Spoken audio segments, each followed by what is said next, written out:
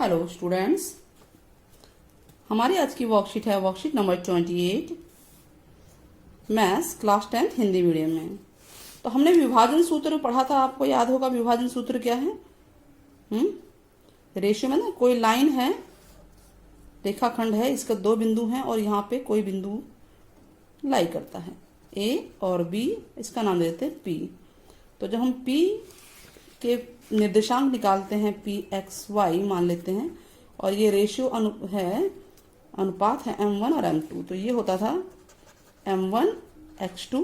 देखिए ये पॉइंट हो गया x1 का, x1 y1 निर्देशांक, और ये है x2 y2। जो नए व्यूअर हो रहे हैं, पिछले जो भी जुड़ रहे हैं हमारे वीडियो से चैनल से, वो जरूर देखें पुरानी वीडियोस को, अच्छे से समझ में आएगा।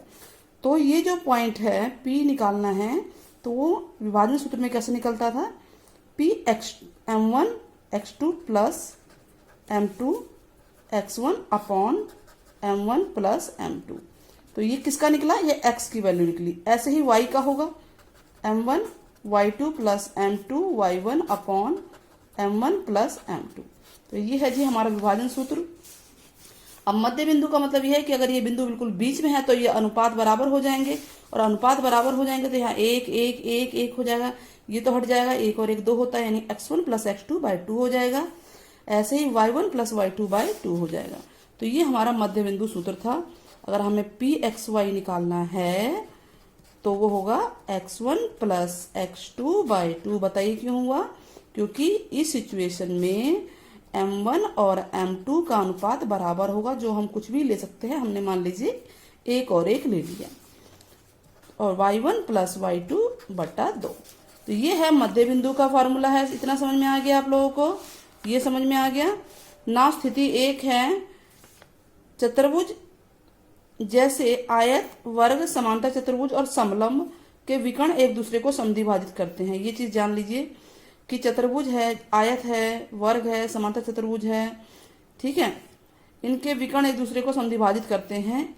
इसीलिए मध्य बिंदु सूत्र के द्वारा चतुर्भुज के निर्देशांक हम ज्ञात कर सकते हैं। यानी कोई भी आप चतुर्भुज बनाइए, सब ये बना हुआ है, नाम जो भी है यहाँ पे हम लिख देते हैं ए। अब इसमें दिख नहीं रहा है, मैं कहीं भी एग्जाम्पल लिख देते हैं ABCD। तो हम ये देखेंगे इसके जो विकर्ण है एक दूसरे को समद्विभाजित कर रहे हैं, यानी ये अनुपात ये बराबर होगा और इसका अनुपात बराबर होगा। तो इससे हमारा ये बिंदु निकल सकता है किसी भी एक से। और मान लीजिए बिंदु दिया हुआ है और 3 पॉइंट दिए हुए हैं, तो भी दूसरा पॉइंट निकल सकता है। या एक लाइन पे ये और ये दिया हुआ तो भी निकल सकता है, ठीक है। तो क्वेश्चंस देखिए करने को दिया हुआ है ये कि ABCD P का मान निकालना है। हम एक और एग्जाम्पल करा देते हैं और फिर सीधे एक्सरसाइज पे आएंगे, ठीक है।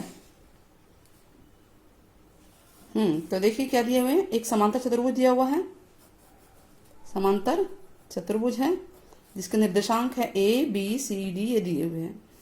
D में P जो है, इस P को आपको निकालना है। तो चलिए हम एक बना लेते हैं रफ सा।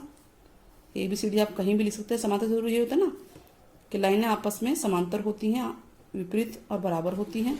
तो ABCD ये है 7,2, और इसका क्या है B 8,3, 9,4, और ये है P,3।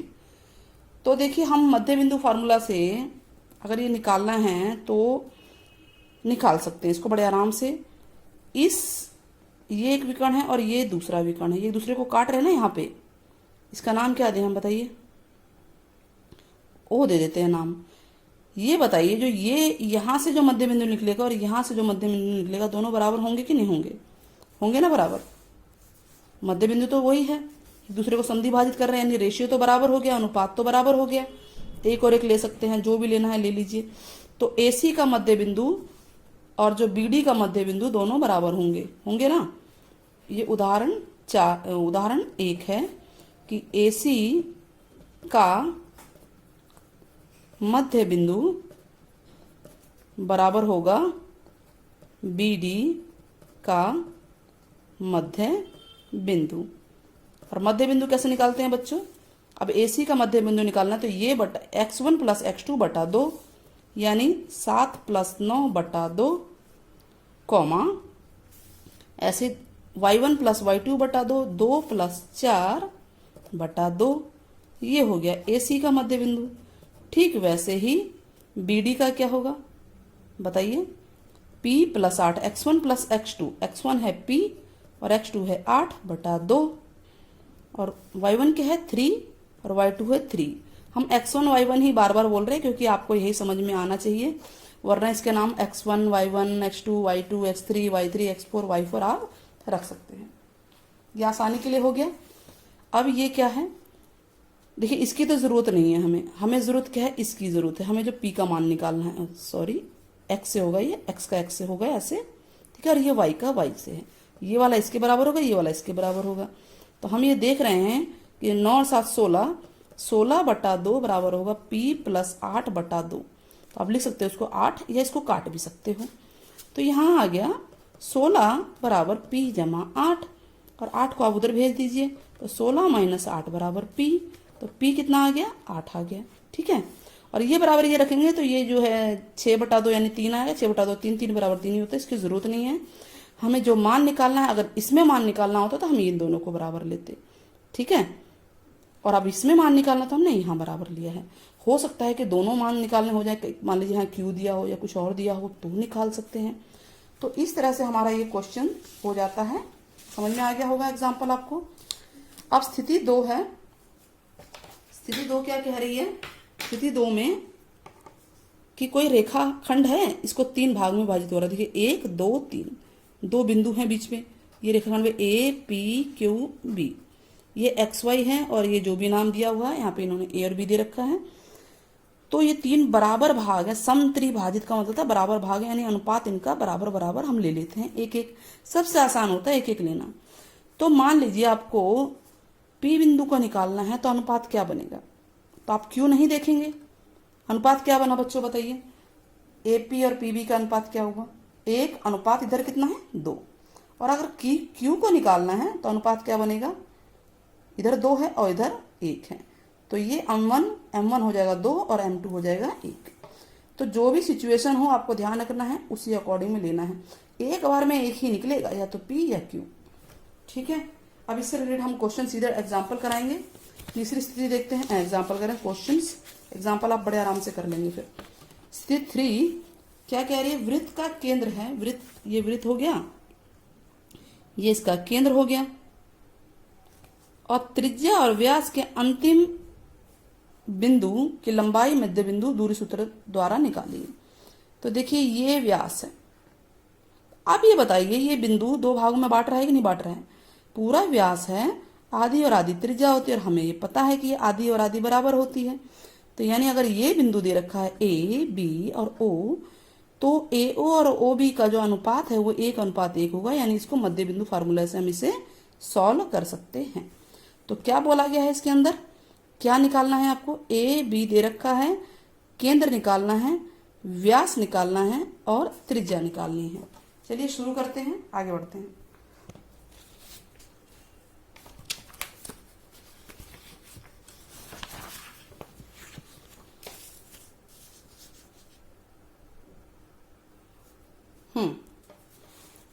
प्रश्न नंबर 1 सिद्ध करना है कि A B C D समांतर चतुर्भुज के निर्देशांक हैं।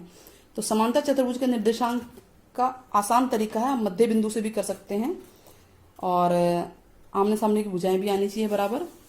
तो चलिए सिद्ध करते हैं। क्वेश्चन नंबर 1, सबसे पहले A B C D लिख लेते हैं। A क्या है 0,0, B है 3,0 और C है 4,1 एंड D है 1,1। स्पीड ठीक है ना, मतलब बहुत फास्ट तो नहीं बोल रहा ना। तो सबसे पहले हम मध्य बिंदु निकालते हैं। देखिए चित्र बना लीजिए इसका समांतर चतुर्भुज का, इससे आसानी रहेगी। A B C D, तो A C को मिलेगा और B D को, और ये हमारा मध्य बिंदु O आ गया। तो O मान लीजिए हम निकाल रहे हैं XY, AC से निकाल रहे हैं, ठीक है, A व C से, A व C बिंदु से हम निकालते हैं।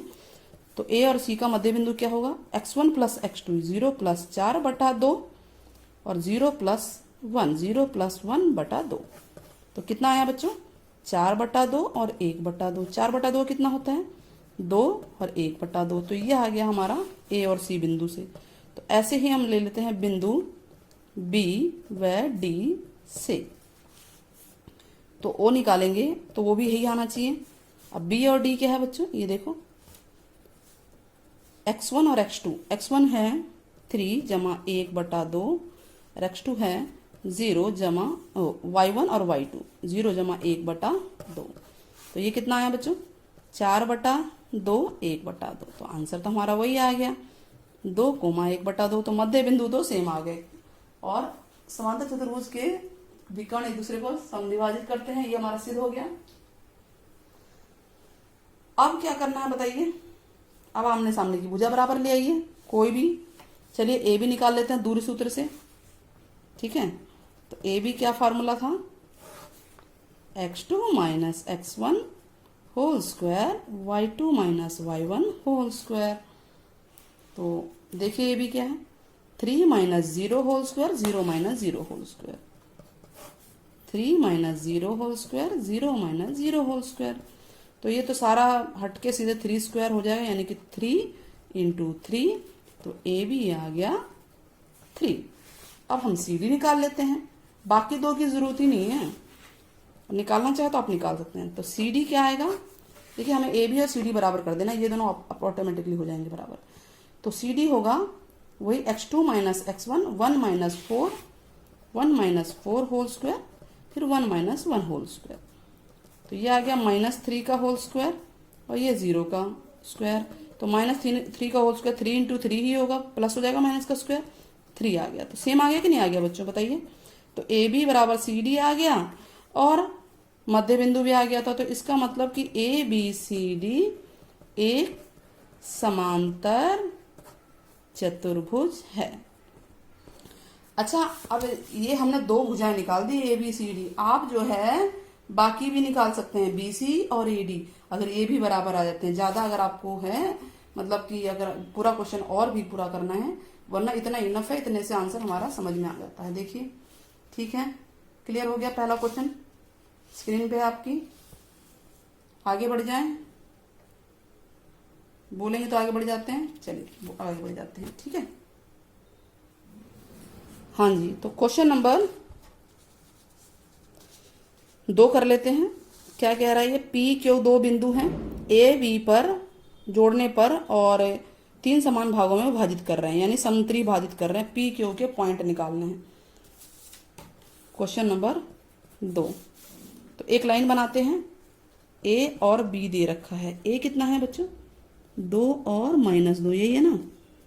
और बी है -7,4। एक बार आप लोग देख लेना इसको, यही है।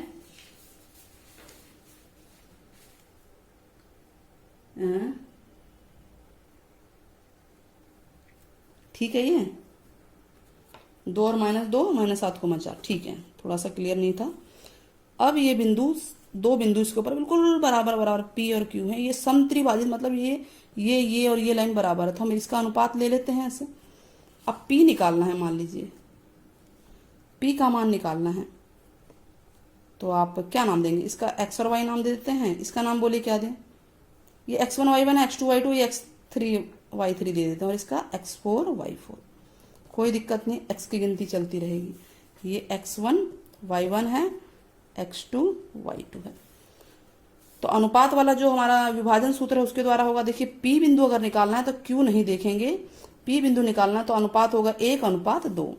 ठीक है, बिंदु p के लिए अनुपात m1 अनुपात m2 होगा 1:2।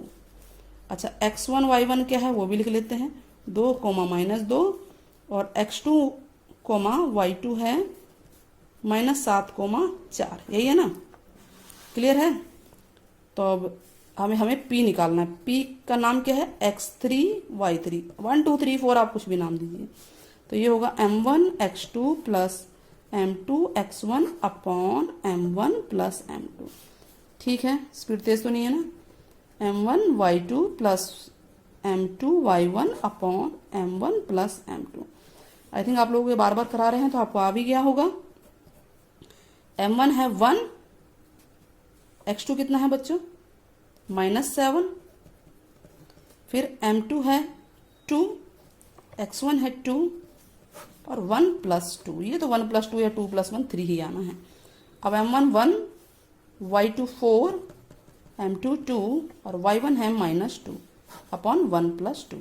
ठीक है, तो ये कितना आया -7 और +4, -7 + 4 बाय 3, 4 और -4 बाय 3। तो कितना आंसर आया बच्चों, इसमें से गया -3/3, 0/3, -3/3 कितना होता है -1 और 0। ये आंसर आ गया P का, यानी हमारे P के निर्देशांक हमारे आ गए।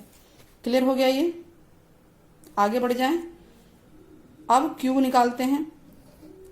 Q के लिए बिंदु Q के लिए, तो बिंदु Q के लिए देखिए, Q के लिए अब अनुपात क्या बनेगा, इसमें P छुपा देंगे तो इधर 1 और 1 2 हो गया ना, तो 2:1 हो गया, यानी m1 अनुपात m2 हो गया 2:1। और x1 और y1 तो हमारा वही है, क्या था 2 और -2, और x2 y2 भी हमारा वही है -7,4। तो निकालिए Q का नाम क्या है, x4 y4 है ना।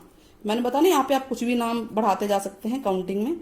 तो ये होगा m1 x2 plus m2 x1 upon m1 plus m2, और ये होगा m1 y2 plus m2 y1 upon m1 plus m2। आज वीडियोस लेट बनी है क्योंकि लिंक्स जो हैं लेट आए हैं। चलिए आगे बढ़ते हैं। m1 क्या है बच्चे इस बार 2, और x2 हमारा -7, m2 क्या है 1, x1 2 अपॉन 2 + 1। देखिए 3 ही आना है, उधर था या इधर था, एक 3 ही आना है नीचे। m1 2, y2 4, m2 1 और y1 है -2 और बटा में 2 + 1। तो कितना आया ये 7 दूनी 14, 14 में से 2 गया 12, तो 12 आ गया माइनस का 12/3, और 4 दूनी 8, 8 में से 2 गया 6, 6/3, 3 चौक 12, 3 दूनी 6। तो ये हमारा जो Q का पॉइंट है x4 y4 ये आ गया -4,2। क्लियर हो गया। अब पूरा आप ये क्वेश्चन देख लीजिए, क्वेश्चन आसान है और ऐसा एग्जाम्पल भी था। ये देखिए क्वेश्चन पूरा आंसर है आपके सामने, आंसर आपके सामने हम लेकर आ रहे हैं। क्लियर है, बढ़े आगे। चलिए नेक्स्ट क्वेश्चन करते हैं। क्वेश्चन नंबर 3, ये बिंदु और ये बिंदु दे रखा है, वृत्त के अंत बिंदु हैं। चलिए क्वेश्चन नंबर 3, एक वृत्त बना लेते हैं। चित्र बनाने से ना क्वेश्चन आसान हो जाता है। वृत्त मेरा थोड़ा वैसा बना है, आप लोग बना लीजिएगा। 2 अंत बिंदु ले लेते हैं और ये बिल्कुल व्यास बीच में, और ये केंद्र है, ये व्यास है, ये केंद्र है। तो इसका नाम A और B दे देते हैं। ये है 4,P 1,0। क्या बोला, व्यास के अंत बिंदु हैं, व्यास की लंबाई 10 है, ये पूरी 10 है, यानी हमें ए बी 10 सेंटीमीटर दे रखा है। तो क्या निकालना है, हमें केंद्र निकालना है। ठीक है, वृत्त का केंद्र ज्ञात कीजिए। तो केंद्र ज्ञात करने के लिए क्या करेंगे हम बताइए।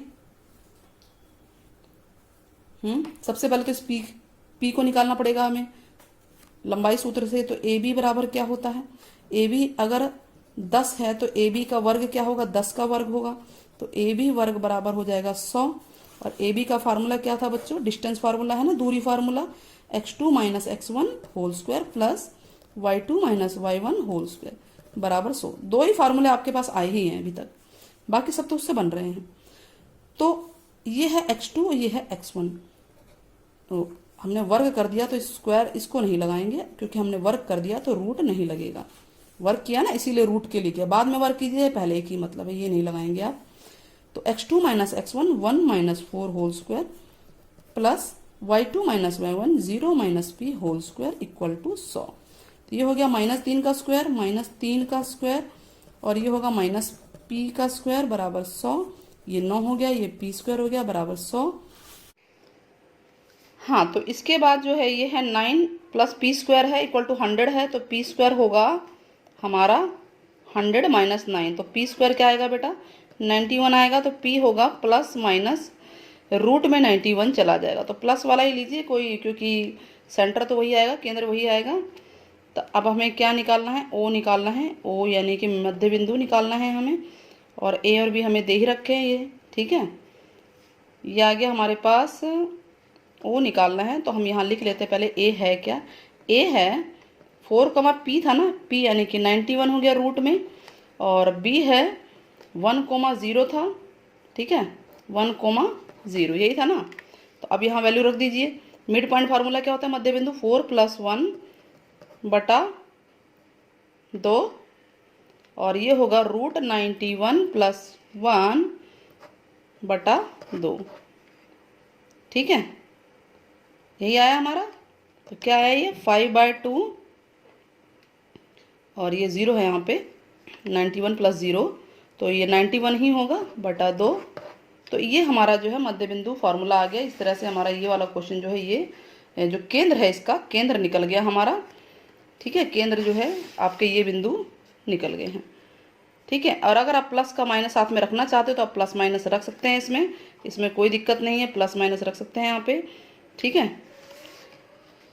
और हो गया ये, होप आपको वीडियो पसंद आएगी। Till then take care, bye bye बच्चों।